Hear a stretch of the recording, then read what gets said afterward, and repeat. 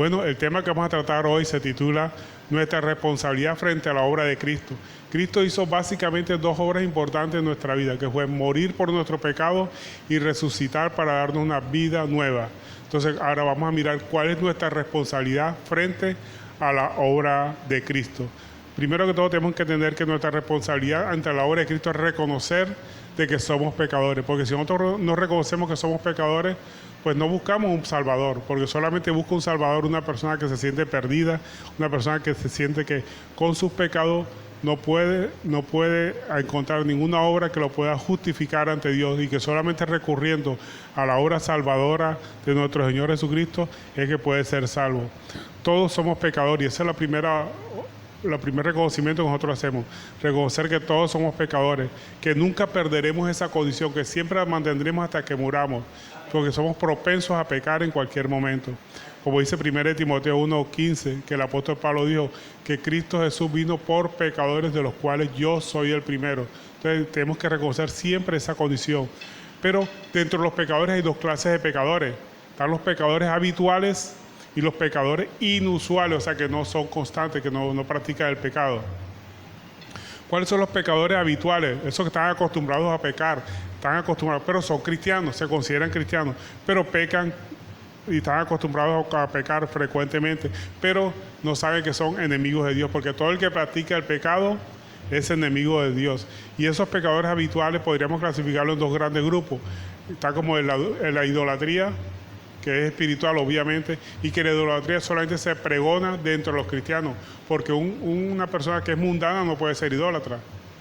Ella practica lo que ella conoce y lo que ella hace, pero la idolatría se predica solamente obviamente de los cristianos. Es más, la Biblia cuando habla de idolatría, el primer ejemplo de idolatría fue cuando hicieron el becerro de oro.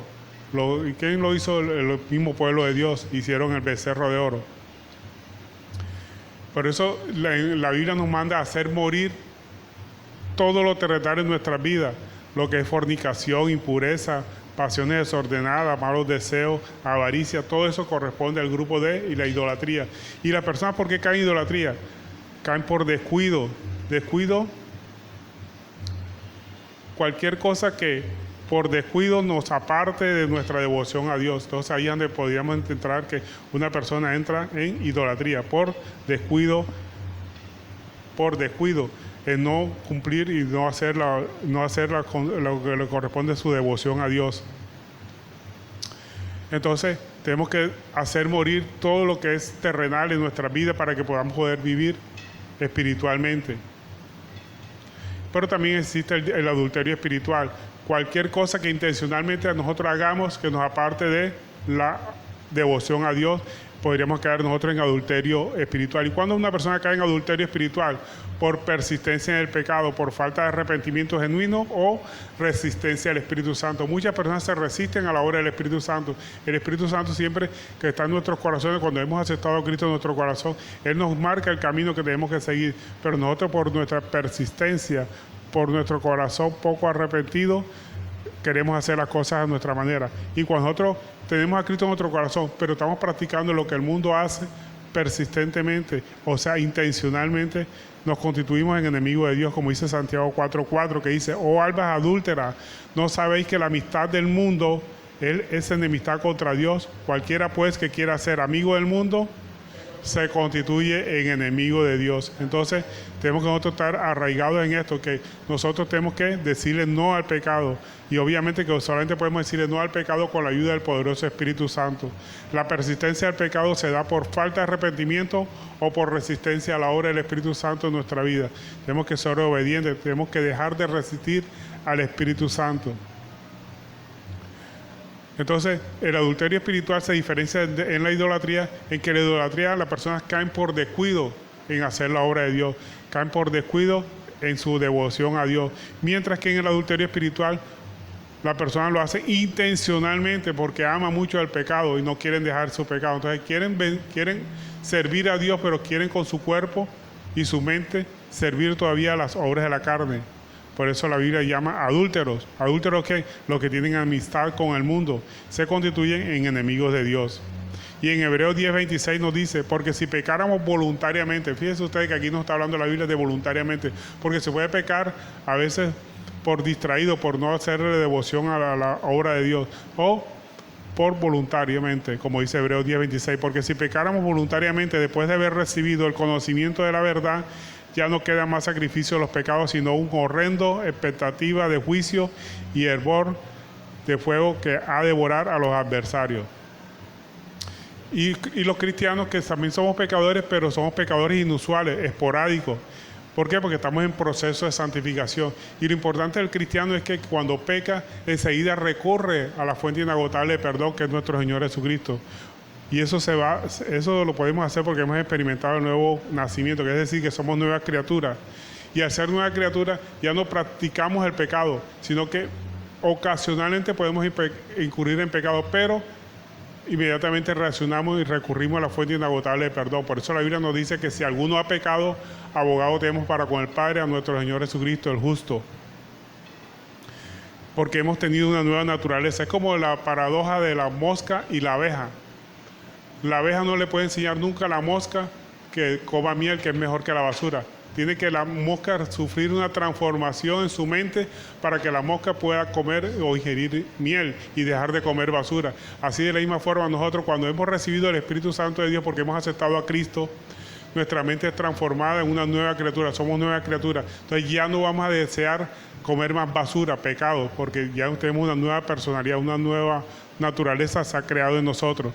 Y como somos nuevas criaturas, ya dejamos de amar el pecado y empezamos a amar más las cosas que Dios quiere que nosotros hagamos. Y eso significa aborrecer el pecado. Y es la única forma de ver el reino de Dios cuando nosotros experimentamos ese nuevo nacimiento, como dijo nuestro Señor Jesucristo, que para ver el reino de Dios hay que experimentar el nuevo nacimiento. Y en 2 Corintios 5:17 nos dice, de modo que si alguno está en Cristo, nueva criatura es, las cosas viejas pasaron, y aquí todas son hechas nuevas. ¿Cuáles son las cosas viejas? El amor que teníamos antes al pecado, ya eso pasó. Ahora somos nuevas criaturas, y cuando somos nuevas criaturas queremos hacer todo lo que Dios le agrada. Que nuestra oración debe ser que nuestro pensamiento y los dichos de nuestra boca y nuestros actos sean agradables a la presencia de Dios. Y eso significa que ya somos nuevas criaturas, porque aborrecemos lo que antes amábamos y amábamos lo que antes aborrecíamos o no determinábamos, que es hacer la voluntad de Dios. Y si alguno ha pecado, como dice 1 Juan 1:9, si confesamos nuestro pecado, Él es fiel y justo para limpiar nuestros pecados y limpiarnos de toda maldad.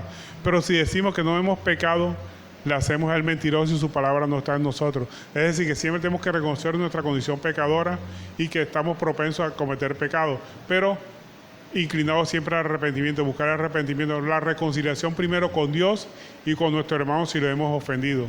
Y ese es el verdadero cristiano, el que ha experimentado el nuevo nacimiento, que es capaz de ir a pedir perdón y reconciliarse con su hermano. Pero el que no ha experimentado el nuevo nacimiento, ni aún sabiendo, teniendo conciencia de que él es el culpable de que se haya roto la relación, no es capaz de pedir perdón. ¿Por qué? Porque el orgullo lo carcome. Pero nosotros, como hemos muerto a la carne, ya no tenemos orgullo. Podemos inclusive pedir perdón, así nosotros no hayamos sido los que hemos ofendido o los que hemos incitado la discusión o la animadversión entre dos personas, sino que siempre, a pesar de que no tengamos la culpa de que se haya roto una amistad o una relación interpersonal, buscamos a la persona y le pedimos perdón, así no tengamos la culpa nosotros, porque eso es lo que significa ser una nueva criatura. Y otra cosa importante, cómo valoramos el sacrificio de Cristo, además de reconocer de que somos siempre pecadores, reconocer que sin Cristo estamos perdidos, estamos condenados. Dios siempre es fiel a su promesa. ¿Y cuál es la promesa de Dios? Que va a darle salvación y vida eterna a los que son fieles a Él y condenación para los inconversos. Si fuéramos infieles, Él permanece fiel. Él no puede negarse a sí mismo. Entonces, la fidelidad de Dios consiste en que Él va a castigar a los inconversos, a los renuentes, a los rebeldes a su palabra, y obviamente va a premiar con vida, salvación y vida nueva a todos los que son obedientes a su palabra. Y eso significa que Dios es fiel. Dios es siempre fiel a sus promesas. Entonces reconocemos que sin Cristo estamos condenados, que por la obra de Cristo somos justificados. No habrá ninguna obra que nosotros hagamos por la cual nosotros podamos justificarnos ante Dios. Solamente el amor, la misericordia de Dios es la que nos puede justificar. La obra de Cristo en la cruz del Calvario, como dice Romanos 3:23, que dice: por cuanto todos pecaron y están destituidos de la gloria de Dios, siendo justificados gratuitamente por medio de la gracia, mediante la redención que es en Cristo Jesús, Señor nuestro. Otra cosa que nosotros tenemos que hacer para valorar el sacrificio de Cristo es amarlo sobre todas las cosas. ¿Qué significa amarlo sobre todas las cosas? Adorarlo, obedecerlo. Es un acto de entrega, devoción sincera. Es reconocer que sin Cristo estamos perdidos, que ya no vivamos nosotros, o sea, que ya no hagamos nuestra voluntad, sino la voluntad de Dios. Por eso el apóstol Pablo decía: ya no vivo yo, sino Cristo vive en mí. ¿Qué quiere decir eso? Que ya no vivo yo, sino Cristo vive en mí. Que ya no hacemos nuestra voluntad, sino la voluntad de Dios. Y cuando nosotros no hacemos la voluntad de Dios y no la voluntad nuestra, nos va mejor. Y nos va mejor no solamente con Dios, sino con nuestro prójimo. Estaremos en paz con todas las personas. Y tenemos que adorar a Dios en espíritu y en verdad. ¿Qué significa adorar a Dios en espíritu? Mantener una conexión permanente de padre, de hijo a padre con Dios. Eso significa adorarlo en espíritu y en verdad, que es por medio de Jesucristo, porque no hay otra forma, no hay otro mediador por el cual nosotros podamos llegar al Padre, sino a través de Jesucristo. El único mediador entre Dios y los hombres es nuestro Señor Jesucristo. No hay otro mediador, no hay un tercer mediador, no hay un mediador ni siquiera para acercarnos a Cristo. A Cristo podemos llegar directamente. Él es el único intermediario entre Dios y los hombres. Es decir, que no hay más intermediario, ni siquiera intermediario para llegar a Jesús. Muchos buscan otros intermediarios para llegar a Jesús. No, podemos llegar a Jesús directamente, que es nuestro intermediario para con el Padre. Hay un solo intermediario, que es Cristo Jesús. Un solo Dios y un solo intermediario. Tenemos que presentar actos de sacrificio. Es la única forma también de valorar el sacrificio de Cristo, presentar actos de sacrificio. Hay varias clases de sacrificios que nosotros podemos hacer como cristianos. Hay sacrificios muertos y hay sacrificios vivos. ¿Cuáles son esos sacrificios muertos que nosotros hacemos que están mal hechos porque no están fundados en la palabra? Son acciones externas que nosotros podemos hacer, pero basados en la vanagloria, para alabarse en nuestros propios actos. Que yo voy a la iglesia, yo voy todos los domingos a la iglesia, voy todos los fines de semana a la iglesia. Esos son actos muertos, porque no se hace con la intención de adorar a Dios. Nosotros nos congregamos por amor a Dios, no como un acto de religiosidad, que ya cumplí porque fui a la iglesia. No, nosotros vamos a la iglesia porque amamos a Dios. Es lo más importante, para que no se comporte ese sacrificio como sacrificio muerto, fundado en acciones externas y más que todo en la vanagloria, para alabarse de su propia gloria, de su propia obra. Por eso en Mateo 7:22 dice: muchos dirán aquel día: Señor, Señor, no profetizamos en tu nombre, y en tu nombre echamos fuera demonios, y en tu nombre hicimos muchos milagros. Podríamos decir: y en tu nombre fuimos a la iglesia, y en tu nombre predicamos la palabra, y en tu nombre hicimos esto, aquello, otro, en tu nombre dimos de comida al hambriento. ¿Qué dirá el Señor? Apartaos de mí, nunca os conocí. Nunca os conocí como ¿qué? Como adoradores, como hijos míos. Entonces tenemos que hacer actos a todos los actos que nosotros hagamos sean por amor a Dios. Eso es lo que el Señor quiere, que nosotros hagamos actos, pero actos vivos, que no estén fundados en la vanagloria para alabarse nuestros propios actos, sino ¿cuáles son los sacrificios vivos? Son los que están fundados en el conocimiento de Dios y vivir de acuerdo a la voluntad de Dios. Que todo lo que hagamos sea por amor a Dios y que mantengamos esa relación, ese contacto de nosotros de hijo a padre con respeto de Dios a través de nuestro Señor Jesucristo. Eso se llama un sacrificio vivo. Por eso el apóstol Pablo, inspirado por el Espíritu Santo, en Romanos 12:1 nos dice: así que, hermanos, ruego por las misericordias de Dios que presentéis vuestros cuerpos en sacrificio vivo. Sacrificio vivo tiene que estar ensalzado con el amor hacia Dios, santo, agradable a Dios, que es vuestro culto racional. Eso es lo que el Señor quiere, que hagamos sacrificios vivos, que sean sacrificios para Él, no sacrificios para demostrar a la gente que nosotros hacemos cosas para Dios, porque eso sería alabarse su propio acto, y eso Dios lo conoce como vanagloria. Vanagloriarnos de las cosas que nosotros hacemos para Dios. Por eso el Señor nos advierte, ¿verdad?, que si nosotros hacemos tales cosas para vanagloriarnos, dirán en aquel día: apartados de mí, nunca os conocí, hacedores de maldad. Porque hacíamos cosas era para que nos vieran como hijos de Dios o como cristianos, pero realmente en nuestro corazón era la vanagloria de alabarnos a nosotros mismos por las obras que nosotros hacíamos hacia Dios. El Señor quiere que hagamos el sacrificio, pero sacrificios vivos, fundados en el conocimiento de Dios y fundados en esa relación interpersonal con Dios, de una relación de hijo a padre con respecto a Dios. Y esa relación solamente la tenemos a través de la oración. Que oremos, que todo lo que nosotros hagamos, primero lo presentemos en oración al Señor, es lo que Él quiere. Y el Señor guiará nuestros pasos para que hagamos las cosas conforme a su palabra. Además de presentar sacrificios vivos, tenemos que presentar alabanza. Alabanza es la expresión sincera de nuestra relación con Él. Presentar su carácter. Cuando nosotros oramos, una oración de alabanza es cuando nosotros empezamos a ensalzar su nombre, a ensalzar todo lo que el Señor ha hecho por nosotros, a presentar su carácter, sus cualidades, porque Él es digno de que nosotros lo alabemos. ¿No? Y cuando nosotros alabamos a Dios nos fortalece y además nos acercamos cada día más a Él y empezamos a tener una relación más interpersonal, más íntima con Dios cuando lo alabamos, cuando reconocemos sus cualidades, cuando somos agradecidos con todo lo que Dios ha hecho con nosotros, inclusive agradecidos por aquellas cosas que no nos hemos dado cuenta que Dios nos ha ayudado, pero siempre el Señor nos ha ayudado, aunque no lo veamos, aunque no sepamos que nos ha ayudado. ¿Cuántas veces el Señor no nos ha protegido de accidentes? Cuando hemos salido a la casa nos hemos devuelto por X o Y razón y es el mismo Señor que nos ha hecho devolver protegiéndonos de alguna hora, de una mala hora. Entonces siempre tenemos que ser agradecidos por Dios, inclusive agradecidos por las cosas malas que nos suceden, porque nos han podido suceder peores. A veces nos suceden cosas malas, pero son cosas pequeñas en comparación a lo que nos ha podido suceder si no nos hubiera pasado eso. En otras palabras, tenemos que mantener una vida de agradecimiento hacia Dios, porque Dios es el único que sabe todo lo que ha sucedido a nuestro alrededor. Por eso en Hebreos 13:15 nos dice, así que ofrezcamos siempre a Dios por medio de Él, o sea, mediante Cristo, sacrificio de alabanza, es decir, fruto de labios que confiesen su nombre, que reconozcamos su poder, su autoridad. Eso es lo que el Señor quiere. Pero no porque Él necesite que nosotros reconozcamos su autoridad, Él necesita que lo alabemos, no, porque nosotros somos los que nos beneficiamos cuando damos frutos de alabanza de su nombre. Nosotros empezamos a ser más humildes y empezamos a depender más del Señor. Y es lo que el Señor quiere para que nos vaya bien. También tenemos que presentar actos de sacrificio de servicio obligatorio a Cristo. Nosotros tenemos un servicio obligatorio que presentarle a Cristo. ¿Cuál es el servicio obligatorio que tenemos que presentarle a Cristo?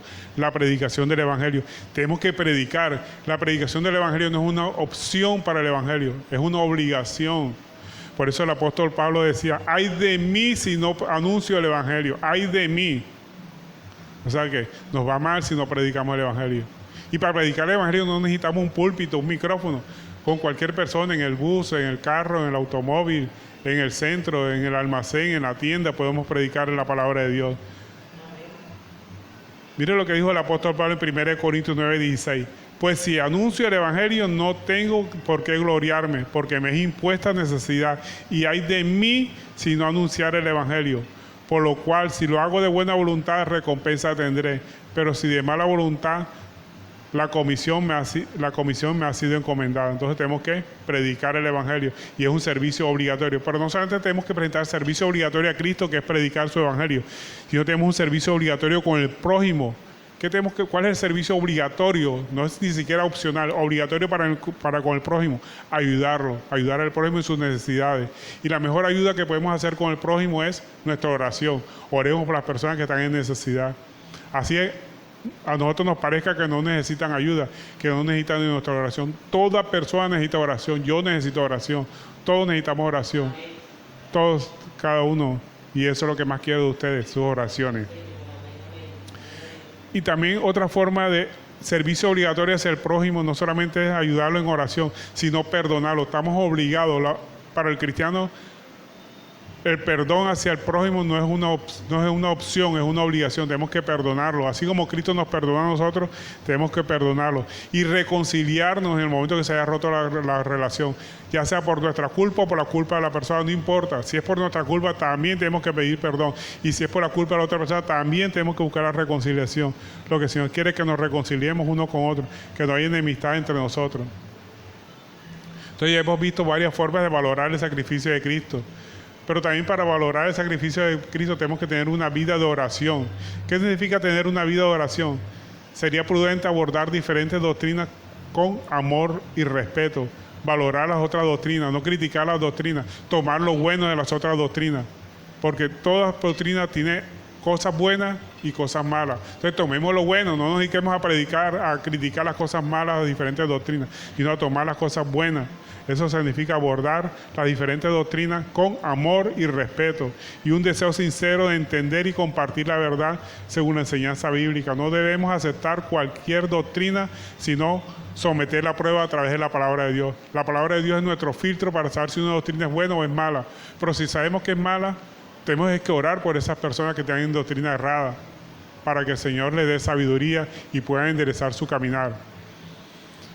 Acuérdense que la palabra de Dios siempre nos dice, toma lo bueno, no dice critica lo malo. Toma lo bueno nada más, toma lo bueno. Y si ves algo malo, ora por esa persona que está perdida, o usted considera que está extraviada conforme a la palabra. Si usted considera que está extraviada, porque la palabra le demuestra que está extraviada, ore por esa persona, no la critique, ore. La mejor ayuda que podemos hacer con una persona que está en una doctrina errada es orar por esa persona. Que estemos siempre gozosos y tenemos que tener una vida no solamente de oración, sino de obediencia y de servicio para Cristo y para con el prójimo. También tenemos que permitir que el Espíritu Santo transforme nuestra vida, que nos renueva, nos convierta, nos vivifique para que podamos ser una nueva criatura, que obedezcamos la voz del Espíritu Santo, porque el Espíritu Santo nos habla a través de su poderoso Espíritu Santo en nuestro corazón.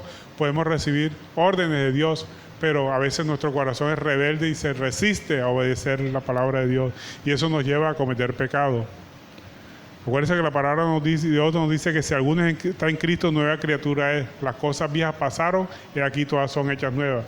Tenemos que experimentar el verdadero arrepentimiento. ¿Y qué es el verdadero arrepentimiento? Comprender que el pecado es una ofensa a Dios, y que dejemos de estar echando culpa a los demonios, echarle culpa a las demás personas, que es nuestra responsabilidad si caemos en pecado.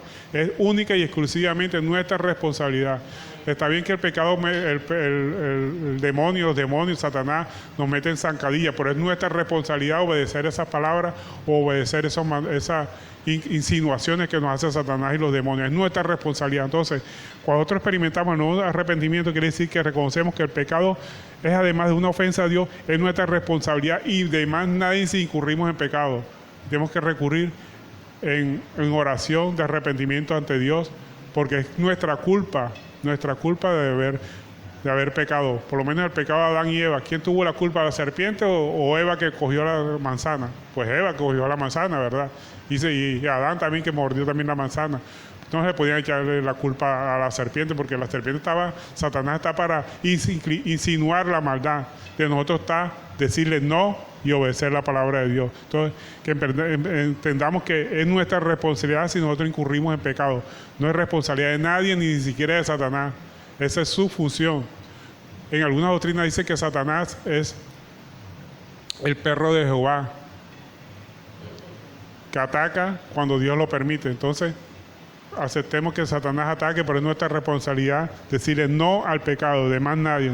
No echamos culpa ni a demonios, ni a Satanás, ni al vecino, ni al hermano, ni a nadie, que no, porque caímos en pecado. No, la culpa es de nosotros si caímos en pecado. Y si nosotros reconocemos que es nuestra responsabilidad, nos vamos en arrepentimiento al Señor. No nos quedamos estancados en el pozo, no, nos salimos. Y la única forma de salirnos del pecado es arrepentimiento.